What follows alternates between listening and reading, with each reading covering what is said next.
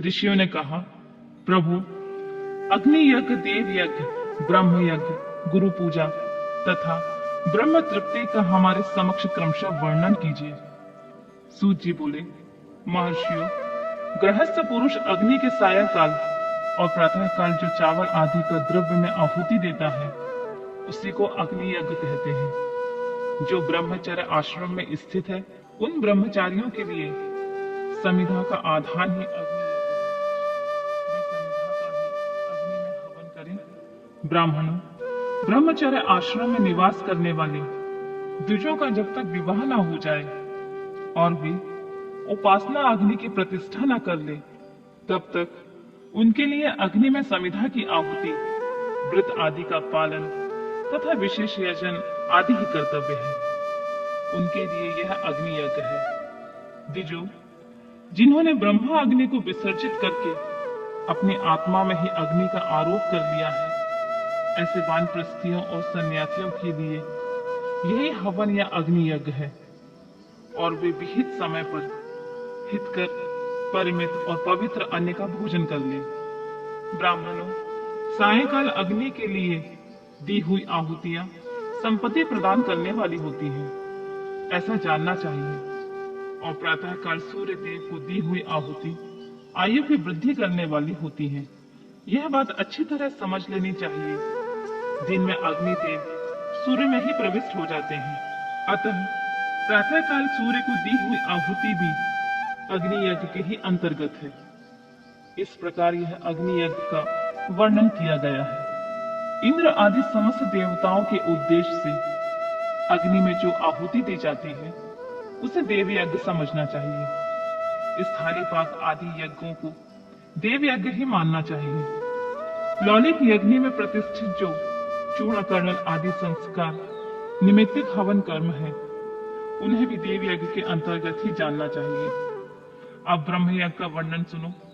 द्विजों को चाहिए कि वह देवताओं की तृप्ति के लिए निरंतर ब्रह्म यज्ञ करे।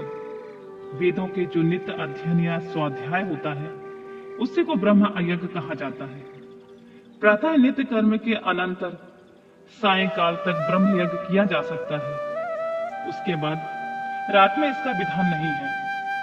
अग्नि के बिना देव यज्ञ कैसे संपन्न होगा? इसे तुम लोग बड़ी श्रद्धा से और आदर पूर्वक सुनो। सृष्टि के आरंभ में सर्वज्ञ, दयालु और सर्वसमर्थ महादेव जी ने समस्त लोगों को उपकार के लिए वारों की कल्पना की और वे भगवान शिव संसार रूपी रोगों को दूर करने के लिए वैद्य हैं। सबके ज्ञाता तथा समस्त औषधों की औषध हैं। उन भगवान ने पहले अपने वार की कल्पना की जो आरोग्य प्रदान करने वाला होता है। तत्पश्चात अपनी माया शक्ति का वार बनाया जो संपत्ति प्रदान करने वाला होता है। जन्म काल में दुर्गतिग्रस्त बालक की रक्षा के लिए उन्होंने कुमार की वार की रचना की। तत्पश्चात सर्वसमर्थ महादेव ने आलस्य और पाप की निवृत्ति तथा समस्त लोगों के हित करने की इच्छा से लोक रक्षक भगवान विष्णु का वार बनाया। इसके बाद सबके स्वामी भगवान शिव ने पुष्टि और रक्षा के लिए आयु करता त्रिलोकष्टा परमेष्टि ब्रह्मा का आयुष कारक वार बनाया जिससे संपूर्ण जगत के आयुष की सिद्धि हो सके। इसके बाद तीनों लोकों की वृद्धि के लिए पहले पुण्य पाप रचना हो जाने पर उनके करने वाले लोगों को शुभाशुभ फल देने के लिए भगवान शिव ने इंद्र और यम के वारों का निर्माण किया। ये दोनों वार क्रमशः भोग देने वाले तथा लोगों को मृत्यु भय से दूर कराने वाले हैं। इसके बाद सूर्य आदि 7 ग्रहों को जो अपने ही स्वरूप भूत तथा प्राणियों के लिए सुख दुख के सूचक हैं, भगवान शिव ने उपयुक्त 7 वारों का स्वामी निश्चित किया। वे सब के सब ग्रह नक्षत्रों के ज्योतिर्मय मंडल में प्रतिष्ठित हैं। शिव के वार या दिन में स्वामी सूर्य हैं। शक्ति संबंधी वार के स्वामी सोम है। कुमार संबंधी दिन के अधिपति मंगल है। विष्णु वार के स्वामी बुध है। ब्रह्मा जी के वार के अधिपति बृहस्पति है। इंद्र वार के स्वामी शुक्र और यम वार के स्वामी शनिश्चर है। अपने अपने वार में हुई उन देवताओं की पूजा उनके अपने अपने फल को देने वाली होती है। सूर्य आरोग्य के और चंद्रमा संपत्ति के दाता है। मंगल व्याधियों को निवारण करते हैं, बुध पुष्टि देते हैं, बृहस्पति आयु की वृद्धि करते हैं, शुक्र भोग देते हैं और शनिश्चर मृत्यु का निवारण करते हैं। ये 7 वारों के क्रमशः फल बनाए गए हैं जो उन देवताओं की प्रीति से प्राप्त होते हैं। अन्य देवताओं का भी पूजा का फल देने वाले भगवान शिव ही हैं। देवताओं की प्रसन्नता के लिए पूजा की 5 प्रकार की ही पद्धति बनाई गई है। उन देवताओं के मंत्रों का जप यह पहला प्रकार है। उनके लिए होम करना दूसरा, दान करना तीसरा, तप करना चौथा, किसी वेदी पर प्रतिमा पर अग्नि में अथवा ब्राह्मण के शरीर में आराध्य देवता की भावना करके 16 उपचारों से उनकी पूजा या आराधना करना 5वां प्रकार है। इनमें पूजा का उत्तरोत्तर आधार श्रेष्ठ है। पूर्व के अभाव में उत्तरोत्तर आधार का अवलंबन करना चाहिए। दोनों नेत्रों तथा मस्तक के रोग में कुछ कुष्ठ रोग की शांति के लिए भगवान सूर्य की पूजा करके ब्राह्मणों को भोजन कराएं। तदंतर 1 दिन, 1 मास, 1 वर्ष अथवा 3 वर्ष तक लगातार ऐसा साधन करना चाहिए। इससे यदि प्रबल प्रारब्ध का निर्माण हो जाए तो रोग एवं जरा आदि रोगों का नाश हो जाता है। इष्ट देव के नाम मंत्रों का जाप आदि साधन वार आदि के अनुसार फल देते हैं। रविवार को सूर्य देव के लिए, अन्य देवताओं के लिए तथा ब्राह्मणों के लिए विशिष्ट वस्तु अर्पित करें। यह साधन विशिष्ट फल देने वाला होता है तथा इसके द्वारा विशेष रूप से पापों की शांति होती है। सोमवार को विद्वान पुरुष संपत्ति की प्राप्ति के लिए लक्ष्मी आदि की पूजा करें तथा सपत्नीक ब्राह्मण को घृतपक अन्न का भोजन कराएं। मंगलवार को रोगों की शांति के लिए काली आदि की पूजा करें तथा उड़द, मूंग और अरहर की दाल आदि से युक्त अन्न भोजन ब्राह्मणों को कराएं। बुधवार को विद्वान पुरुष दही युक्त अन्न से भगवान विष्णु का पूजन करें। ऐसा करने से सदा पुत्र, मित्र और कलत्र आदि की पुष्टि होती है। जो दीर्घायु होने की इच्छा रखता है वह गुरुवार को देवताओं की पुष्टि के लिए वस्त्र, यज्ञोपवीत तथा घृत मिश्रित खीर से यजन पूजन करे।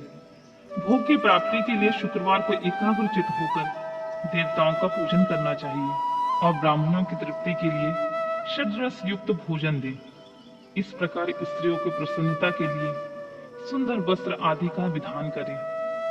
शनिश्चर अल्प मृत्यु का निवारण करने वाला होता है। उस दिन बुद्धिमान पुरुष रुद्र आदि की पूजा करे। तिल के होम से, दान से देवताओं को संतुष्ट करके ब्राह्मणों को तिल मिश्रित अन्न भोजन कराएं।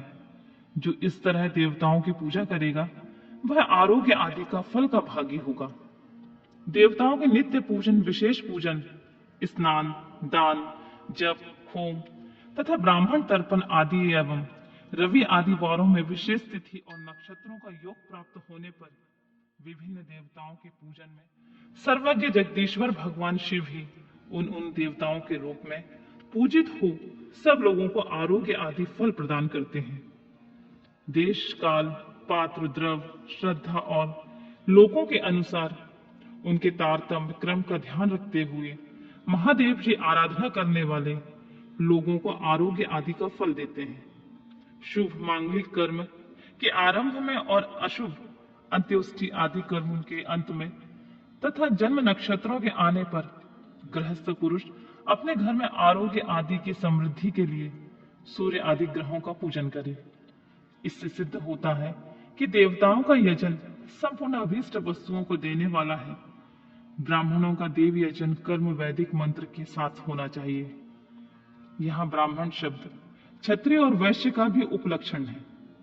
शूद्र आदि दूसरों का देव यज्ञ तांत्रिक विधि से होना चाहिए। शुभ फल की इच्छा रखने वाले मनुष्यों को 7 ही दिन में अपनी शक्ति के अनुसार सदा देव पूजा करना चाहिए। निर्धन मनुष्य तपस्या, व्रत आदि का कष्ट सहन आदि द्वारा धनी धन के द्वारा देवताओं की आराधना करे।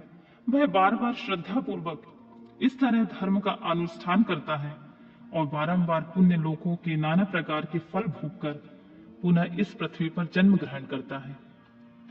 धनवान पुरुष सदा भोग सिद्धि के लिए मार्ग में वृक्षादि लगाकर लोगों के लिए छाया की व्यवस्था करें, जलाशय, कुआं, बावली और पोखरे बनवाएं, वेद शास्त्रों की प्रतिष्ठा के लिए पाठशाला का निर्माण करें तथा अन्य प्रकार से भी धन का संग्रह करता रहे।